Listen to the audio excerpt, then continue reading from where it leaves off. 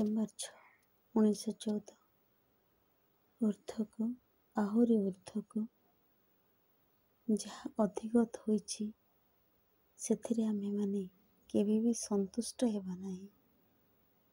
କୌଣସି ସିଦ୍ଧି ଲାଭ କରି ଥମିଯିବା ନାହିଁ।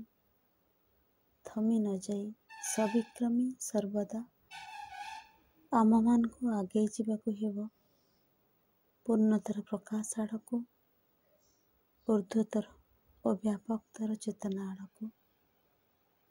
ଗତକାଲିର ବିଜୟ ଆସନ୍ତାକାଲିର ବିଜୟ ସକାଶେ ହେବ ଗୋଟିଏ ପାହାଚ ଏବଂ ପୂର୍ବାହ୍ନର ସାମର୍ଥ୍ୟ ପରାହ୍ନର ସାମର୍ଥ୍ୟ ତୁଳନାରେ ହେବ ଗୋଟିଏ ଦୁର୍ବଳତା। ହେ ଦିବ୍ୟ ଜନନୀ, ଯାତ୍ରା ତୋର ବିଜୟମଣ୍ଡିତ ଏବଂ ଅବ୍ୟାହତ।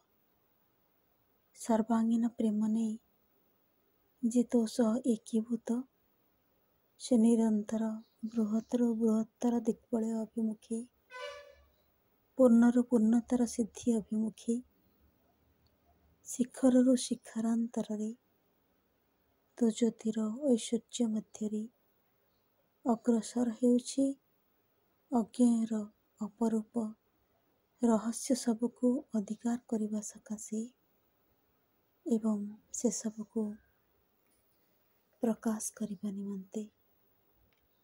ହେ ବିଶ୍ୱବିଜୟିନୀ ଜନନୀ, ସମଗ୍ର ପୃଥିବୀ ତୋ ମହିମା କୀର୍ତ୍ତନ କରେ।